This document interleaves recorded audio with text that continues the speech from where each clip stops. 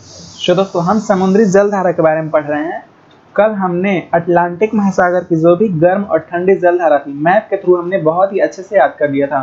तो चलिए एक बार और रिवीजन करने के बाद हम हिंद महासागर की जलधारा देख लेते हैं। ठीक है, जल्दी जल्दी हम रिवाइज कर लेते हैं एक बार। तो ये हमारी विषुवत रेखा थी। कौन सी रेखा? विषुवत रेखा, जो पृथ्वी को 2 बराबर भागों में बांटती है। ठीक है, तो हमने बताया था जो भी दक्षिण में होगी वो दक्षिण विषुवत रेखीय जलधारा। कौन सी? दक्षिण विषुवत रेखीय जलधारा। ये आगे बढ़ने के बाद इसका नाम ब्राजील की जलधारा हो जाती है, जो कि ये भी गर्म है। कैसी है दोस्तों? ये भी गर्म जलधारा है। कैसी जलधारा है? ये भी गर्म जलधारा है। उसके बाद यहाँ से नीचे से एक फॉकलैंड की जलधारा आती है। ये जो द्वीप है ना, ये फॉकलैंड द्वीप है, तो इसी के नाम पे इस जलधारा का नाम भी हो गया फॉकलैंड जलधारा। ठीक है, कौन सा? फॉकलैंड जलधारा। जो ये कैसी जलधारा है? ये ठंडी जलधारा है। मैंने ठंडी को रेड से और गर्म को जो है वो ब्लैक से लिख दिया। ठीक है, ये दोनों यहाँ टकराने के बाद ये आगे बढ़ता है तो दक्षिणी अटलांटिक प्रवाह हो जाता है। कौन सी? दक्षिणी अटलांटिक प्रवाह। उसके बाद अफ्रीका महाद्वीप से टकराने के बाद ये आगे बढ़ते हुए इसका नाम बेगुला की जलधारा हो जाती है। बेगुला की जलधारा। तो यहाँ पे फॉकलैंड, दक्षिणी अटलांटिक प्रवाह और बेगुला की धारा, ये तीनों के तीनों ठंडी हैं। और दक्षिणी विषुवत रेखीय जलधारा, ब्राजील की धारा, ये दोनों के दोनों गर्म हैं। और ऊपर में हम अब देख लेते हैं ऊपर में कौन कौन सी जलधारा पाई जाती है। ठीक है, तो ऊपर में ये उत्तर विषुवत रेखीय जलधारा ये आगे यहाँ पे बढ़ती है। तो यहाँ पे एंटिलीज द्वीप है क्यूबा के पास, इससे टकरा के 2 भागों में विभाजित हो जाती है। तो पहला जो है एंटिलीज की जलधारा और दूसरा फ्लोरिडा की जलधारा। कौन सा? फ्लोरिडा की जलधारा। दूसरा कौन सा है? फ्लोरिडा की जलधारा। तो ये दोनों के दोनों गर्म हैं। उसके बाद ये दोनों आगे बढ़ते हुए यहाँ पे गल्फ स्ट्रीम का निर्माण करते हैं। तो यहाँ पे गल्फ स्ट्रीम ये जलधारा हो जाएगी, ये भी गर्म है। ये सबसे गर्म जलधारा कौन सी है? Gulf stream. इसे यूरोप का कंबल भी कहते हैं। ठीक है, उसके बाद ऊपर से एक ठंडी जलधारा आती है। कैसी जलधारा? ऊपर से एक ठंडी जलधारा, जो कि लैब्राडोर की धारा। कौन सी? लैब्राडोर की धारा। ये दोनों जहाँ पे टकराती है, न्यू फाउंडलैंड द्वीप के पास ये दोनों टकराती हैं। तो आपको मालूम होगा जहाँ पे गर्म जलधारा और ठंडी जलधारा जहाँ पे टकराएंगे वहाँ पे प्लैंटक नामक शैवाल पाया जाता है, जो कि मछलियों को खाने के लिए बहुत ही अच्छा होता है। तो ये जो क्षेत्र होता है ना, मछली उत्पादन की दृष्टि से बहुत ही अच्छा होता है। ठीक है, मछली उत्पादन की दृष्टि से ये क्षेत्र कैसा होता है दोस्तों? बहुत ही अच्छा होता है। यहाँ पे बहुत सारी मछलियां पाई जाती है। ठीक है, उसके बाद ये आगे जब बढ़ता है तो उत्तरी अटलांटिक प्रवाह हो जाता है। कौन सा? उत्तरी अटलांटिक प्रवाह। ये भी गर्म जलधारा है। लैब्राडोर की धारा कैसी धारा थी? ठंडी। लैब्राडोर की ठंडी जलधारा थी। ठीक है, उसके बाद यहाँ पे ये आगे बढ़ते हुए यहाँ पे रेनल एक शाखा इसकी इधर नीचे आ जाती है और एक शाखा ऊपर चली जाती है। तो ऊपर वाले को नॉर्वे की धारा और नीचे वाले को रेनल की धारा बोलते हैं। उसके बाद नीचे ये आते हुए अपनी उष्मा काफी खो देती है, तो ये ठंडी हो जाती है। ठीक है, ठंडी। यहाँ पे एक किनारी द्वीप है अफ्रीका के पास, तो ये किनारी द्वीप के नाम पे इसी का नाम रखा जाता है। ठीक है, तो किनारी की जलधारा। तो यहाँ पे ऊपर में देखिए लैब्राडोर की जलधारा और किनारी की जलधारा, ये दोनों के दोनों ठंडी जलधारा है। उसके अलावा ये एंटिलीज की जलधारा, फ्लोरिडा की और गल्फ स्ट्रीम और नॉर्वे की, ये जो भी है ये है गर्म जलधारा। ठीक है, तो ऊपर में 2 ठंडी जलधारा मिली है। कौन कौन सी? लैब्राडोर की और किनारी की जलधारा। और नीचे में 3 ठंडी जलधारा है। कौन कौन सी? बेगुला की जलधारा, दक्षिणी अटलांटिक प्रवाह और फॉकलैंड की धारा। ठीक है, ये 3 ठंडी जलधारा नीचे में मिली है।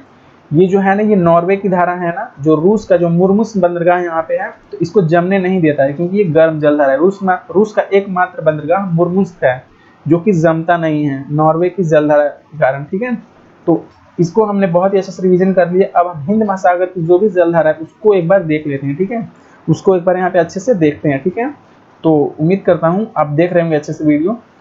तो हम सबसे पहले यहाँ पे विषुवत रेखा को खींचते हैं। कौन सी रेखा? विषुवत रेखा। तो ये हो गई विषुवत रेखा। कौन सी रेखा दोस्तों? विषुवत रेखा। तो इसके जो ऊपर में पाया जाएगा ये कौन सी? ऊपर में पाई जाने वाली जलधारा को उत्तर विषुवत रेखीय जलधारा, और नीचे में पाई जाने वाली जलधारा कौन सी? दक्षिण विषुवत रेखीय जलधारा। यहाँ पे ये मेडागास्कर द्वीप है ना, इससे टकराने के बाद एक मोजाम्बिक की जलधारा हो जाती है। 2 भागों में विभाजित होने के बाद एक मोजाम्बिक की जलधारा और दूसरा का आप नाम बताइए कौन सी हो जाएगी? दूसरा मेडागास्कर की जलधारा। यहाँ पे दूसरा मेडागास्कर की जलधारा कौन सी? ये मोजाम्बिक और दूसरा मेडागास्कर की जलधारा। ये आगे जब मिलती हैं दोनों, ये जो आगे मिलती हैं तो उसके बाद ये एक हो जाने के बाद इसका अगुलहास का जलधारा नाम हो जाता है। कौन सा? अगुलहास। ये कौन सा? अगुलहास। तो यहाँ पे हमने देखा दक्षिणी विषुवत-रेखीय जलधारा, मोजाम्बिक की जलधारा, मेडागास्कर की जलधारा और ये अगुल्हास, ये कैसी जलधारा है? ये गर्म है। मैं यहाँ पे लिख दे रहा हूँ, ये कौन सी?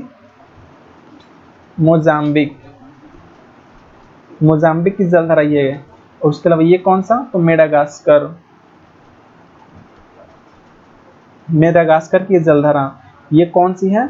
तो ये हो जाएगा अगुल्हास। ये दोनों मिलने के बाद अगुल्हास जलधारा हो जाता है। कौन सा? अगुल्हास। ये कैसी जलधारा है दोस्तों? तो ये है गर्म जलधारा। उसके बाद ये जब आगे बढ़ता है तो दक्षिणी हिंद प्रवाह नाम इसका हो जाता है। कौन सा? दक्षिणी हिंद प्रवाह, जो कि ये ठंडी होती है। ये जब आगे बढ़ता है तो दक्षिणी हिंद प्रवाह इसका नाम हो जाता है, जो कि ये कैसी जलधारा है? ये ठंडी जलधारा है। ये कौन सी जलधारा है? दक्षिणी हिंद प्रवाह, दक्षिणी हिंद प्रवाह, जो कि ये ठंडी जलधारा है। उसके बाद ये आगे बढ़ते हुए ऑस्ट्रेलिया, ये द्वीप है ना, इससे टकराती हैं। इससे टकराने के बाद इसका नाम पश्चिमी ऑस्ट्रेलिया की जलधारा हो जाती है। कौन सी? पश्चिमी ऑस्ट्रेलिया की जलधारा। ये भी ठंडी जलधारा है। कौन सी जलधारा हो गई? पश्चिमी ऑस्ट्रेलिया। इसको आप याद रख लीजिएगा, इसी के नाम पे है। उसके बाद ये जो ऊपर में आप देखते हैं, ऊपर में ये सोमालिया लिखा है ना, तो इसी के नाम पे एक सुमेरु की जलधारा का निर्माण होता है। ऊपर में कौन सा है? सुमेरु की जलधारा। ये ऊपर में कौन सा? सुमेरु की जलधारा। इसी के कारण भारत में मानसून आता है दोस्तों, इसी के कारण भारत में मानसून आता है। तो ये जो जलधारा है ना, सुमेरु की जलधारा, ये तुलनात्मक रूप से ठंडी जलधारा है। तुलनात्मक इनकी बात करिए, ये जैसे कि गर्म थी, मेडागास्कर भी गर्म था, मोजाम्बिक भी गर्म था और अगुल्हास भी गर्म था। ठीक है, तो इसके तुलना में ये सुमेरु की जो जलधारा है ना, ये तुलनात्मक रूप से ठंडी जलधारा होती है। सुमेरु, ये सुमेरु की जलधारा कैसी है? ठंडी जलधारा है, तुलनात्मक रूप से। ठीक है, तो इसी के कारण भारत में मानसून पाया जाता है। एक बार फिर से हम रिवाइज करते हैं, ये कौन सा था? तो ये था उत्तरी विषुवत-रेखीय जलधारा और ये वाला दक्षिणी विषुवत-रेखीय जलधारा। दो भागों में दक्षिणी विषुवत-रेखीय जलधारा विभाजित होता है। कौन कौन सा? एक मोजाम्बिक की शाखा और दूसरा मेडागास्कर। ये आगे जाने के बाद अगुल्हास इसका नाम हो जाता है। कौन सा? अगुल्हास, जो कि ये गर्म जलधारा है। उसके बाद ये आगे बढ़ने के बाद दक्षिणी हिंद प्रवाह के नाम से जाना जाता है, जो कि ये ठंडी जलधारा है। ये जब आगे बढ़ता है तो ऑस्ट्रेलिया द्वीप से टकराने के बाद ये आगे बढ़ता है। ठीक है, ऑस्ट्रेलिया यानी पश्चिमी ऑस्ट्रेलिया की जलधारा, ये भी ठंडी है। ठीक है, ये कैसी जलधारा है दोस्तों? ठंडी। तो मैं यहाँ पे नंबरिंग कर रहा हूँ, एक बार आप खुद बताइएगा। फर्स्ट नंबर वाला कौन सा है? तो उत्तरी विषुवत-रेखीय जलधारा। दो नंबर कौन सा है? सुमेरु की जलधारा। 3 नंबर कौन सा है? दक्षिणी विषुवत-रेखीय जलधारा। 4 नंबर कौन सा है? मोजाम्बिक की जलधारा। 5 नंबर कौन सा है? मेडागास्कर की जलधारा।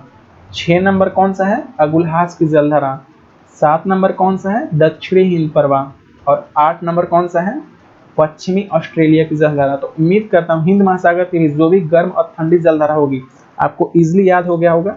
अगली वीडियो में हम जो भी प्रशांत महासागर की जलधारा होगी उसे याद करेंगे। आज के लिए इतना ही था। Thank you.